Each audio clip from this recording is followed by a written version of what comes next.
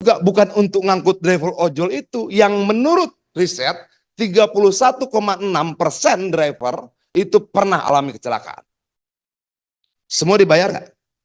Tapi dalam komponen 5% ada komponen apa? Asuransi. Betul nggak Pak? Betul nggak? Betul toh? Ada asuransi. Oke. Mereka bayar asuransi dari yang 5%. Waktu mereka bikin STNK bayar asuransi nggak? Waktu bikin SIM bayar asuransi nggak? Mereka ini orang kaya. Asuransinya 3.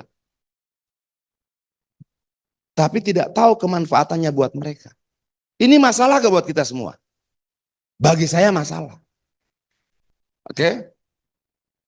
Sejauh mana yang 5% itu betul-betul diberikan untuk meningkatkan kesejahteraan mereka?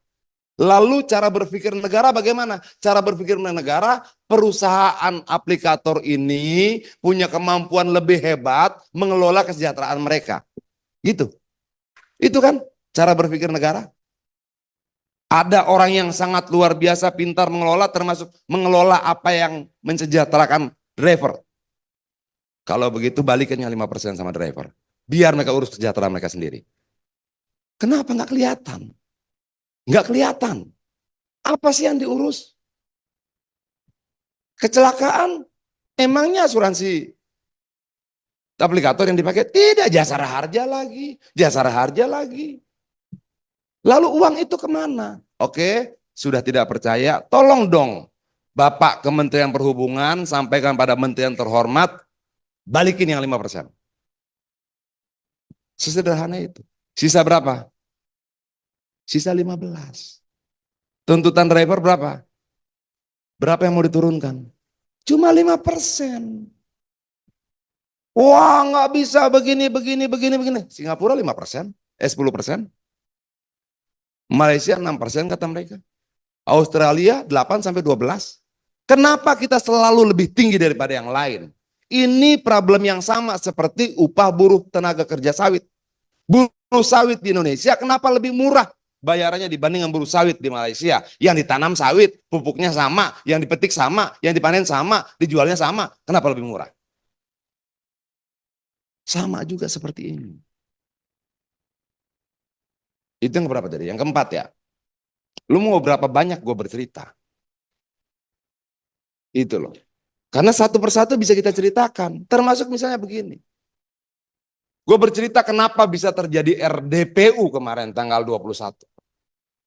Rencana RDPU di Komisi 5, kalau saya salah tolong dikoreksi Bu ya. Itu sudah diputuskan, RDPU dan driver online itu, kalau saya tidak salah sudah diputuskan dalam rapat internal Komisi 5. Betul nggak? Oke. Menjelang RDPU, jadwalnya hilang. Saya masih tanya di grup, kenapa nggak ada, kenapa nggak ada, kenapa nggak ada. Oke. Tanggal 19, kalau tidak salah 19, saya lupa tanggal 19 atau tanggal 18, ada orangnya Pak Dasko datang ke rumah saya. Oke. Tanya soal ojol, saya jelaskan. Tanggal 19 kalau tidak salah kita rapat dengan Kementerian Kementerian Perumahan. Ya. Saya datang tiba-tiba Pak Dasko minta ketemu dan saya di lantai 4. Dia tanya tentang ojol dan saya ceritakan. Panjang lebar. Termasuk saya ceritakan tentang BHR. Kenapa cuma dapat 50.000? Kan 5% tiap hari dipotong. Kok cuma 50.000? Saya ceritakan semua dari A sampai Z segala macam. Dan saat itulah kemudian Pak Dasko berinisiatif untuk melakukan RDPU tanggal 21 yang sudah bergeser dari jadwal. Itu artinya harus kita akui di sini. Bahwa RDPU tanggal 31 itu betul-betul memang apa? Tanggal 21. Ya itu telepon Pak Dasko. Kenapa berubah? Jalankan terus. Saya jelaskan jumlah pengemudinya, apa kerugian mereka dan sebagainya itu dari ujung ke ujung saya jelaskan. Sambil makan siang saat itu. Nah, kenapa hilang jadwalnya saya nggak tahu. Tapi kalau kita lihat berapa kira-kira pendapatan aplikatornya gede. Kalau pendapatannya gede, aroma uangnya gede. Gitu loh. Apakah aroma yang sama tercium sampai Kementerian Perhubungan? Saya nggak tahu. Tapi kelihatannya alotnya perjuangan ini. Emang segitu alotnya? Iya.